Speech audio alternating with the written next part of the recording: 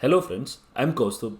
This is the second session in the series that I have recently started to guide civil services examination aspirants. In the first session, we have seen why should one prepare for this examination. In this session, we are going to see when one should start the preparation for this examination. Friends, when we speak about UPSC, jokingly we say that the U stands for uncertainty. In your childhood, you must have heard the story of blind man and the elephant. Here, in this context, the UPSC examination is like the elephant and all the aspirants, they are like the blind man. So the initial years of your preparation are spent blindly to understand this examination. The candidates hear different stories from different sources, including the toppers. So whether you should read newspaper, whether you should use internet, whether you should make digital notes or physical notes, whether you should read NCERTs or not, and so on. There is so much on the internet that clarity is totally missing. The aspirant is like island of scarcity in the sea of prosperity. So here I am to help you clear this fog and see clearly the path to this challenging and wonderful journey. The question that we are going to discuss today is, when shall I start my preparation for UPSC? Now, when you start your preparation, you hear different stories, even from toppers. Some say they started preparation just 1 year ago. Some say that they started after graduation. Some say that during graduation, they started preparing for this examination. And there are also some people who say that it was my childhood dream and I started somewhere around my school. To guide UPSC aspirants, I run a batch called the Compass batch. In this batch, I regularly interact with UPSC aspirants. These candidates come up with very interesting questions. Some of them ask, what should be the graduation, the stream that they should choose so that their journey to UPSC becomes easy. So even their future decisions about their graduation, what they are going to do throughout their life, are colored by the assumption, by their expectation that they are going to appear for this examination in future. However, let me tell you friends, this is wrong. This is not correct approach. If you have to appear for UPSC examination in future, you should not be choosing your graduation based on that assumption. Think about this.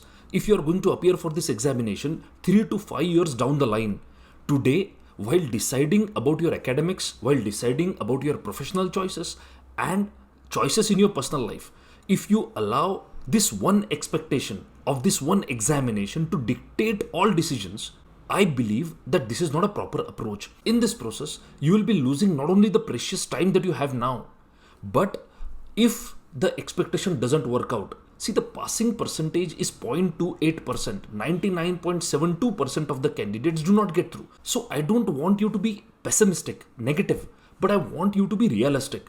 That tomorrow, if things don't turn out well, then you would have lost not only the UPSC goal, but you would have lost your precious graduation years. You would have lost all that you could do today to build up a productive life in future. So my firm opinion and suggestion to you is that today you should choose the graduation that you have interest in, a career that you can stick to for the rest of your life. So if the examination is 3 to 5 years down the line, what should you be investing into today? You should be investing into your hobbies, your skills, your competencies, building network of people, professional as well as personal, who are going to be the safety net for you for the next 40-60 years of your life. So coming back to this question, when shall I start my preparation for UPSC?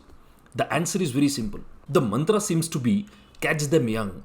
Jokingly, in the last session also I mentioned that there are certain children whose parents brand them as collectors, IAS, SPs as soon as they are born. So these boss babies tend to carry this dream, this aspiration, this image in their head throughout the journey of their life, without even realizing that this was originally the dream of their parents, which they had internalized. I'll give you a famous example. The former Coal Secretary of India, Mr. Anil Swarup, who is also a famous author, he himself says that the dream to become IAS was not his own dream. It was his father's dream that he had internalized. There is nothing wrong in it.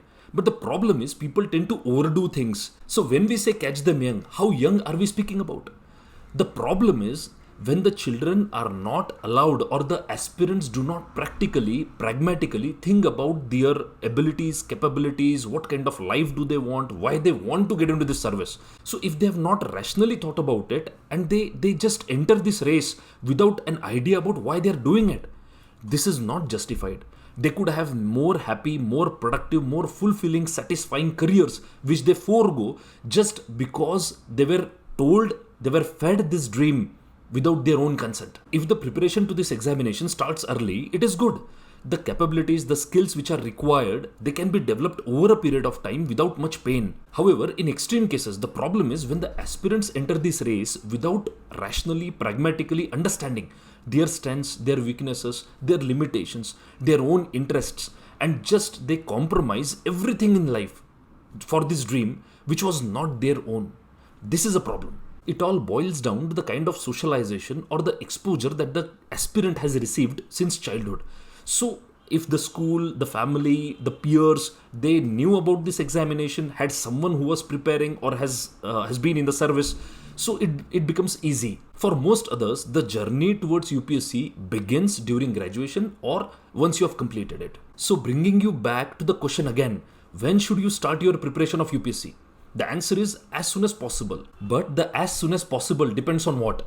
It depends on your age and your stage of life. So for example, if you are in school today, the journey will be totally different. If you are in graduation or post-graduation, the journey is going to be different. If you are a person who is already in job, the story is going to be different for you. And lastly, there are girls who get married early, become homemakers, and then they realize their dream, their calling, and they want to chase it. So once you have made up your mind to appear for this examination, you have to start your preparation as soon as possible. Point is, the question is not that when you should start your preparation. The real question should be, how do you start your journey? How do you start your preparation? For each of these stages depends on where you are. The journey, the planning, the strategy is going to be completely different for your preparation. You cannot have an average fits all approach here, a common approach here. The strategy, the plan has to be tailor-made individually for you depending on where you are in these 4 stages. I will explain in detail the preparation of civil services examination. No matter what stage you are in school, you are in graduation, post-graduation, you're working, you're a homemaker, whatnot. The preparation consists of 2 things. One is the syllabus and content, and second is the skills and capabilities. When we talk about the syllabus and content, it hardly requires 8 to 10 months or a year at the most. So it doesn't matter where you start, which stage you are in. 1 year before the examination, say 8 to 12 months, you would need to cover the syllabus and the content which is given by UPSC. Though if you have been following current events, building general awareness, it becomes an advantage. Now, when we speak about skills and capabilities, what are the skills that I'm speaking about?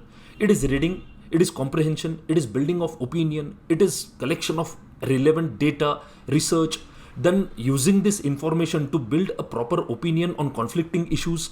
How do you articulate what you are thinking? And then lastly, you have to present what you've got in your mind. So effective presentation is also important. All these abilities, skills require time to build. This cannot be done just in 8 to 10 months when you are in the thick of examination. Building these skills, building these capabilities is the most difficult task. For this, you require proper guidance. So friends, let's start the journey today. If you have taken an informed decision to appear for this examination, and if you are targeting 2023, the right time to begin your preparation is today, now. But friends, I must tell you one thing. The cost of trial and error in this examination is very high. You will lose 1 year of preparation and have to start from scratch again if you do not follow proper guidance. So you have to be very sure about your plan, about your strategy of preparation, and every step, each step that you take along this journey. How to start your preparation, how to go about it, we will be discussing in the upcoming sessions.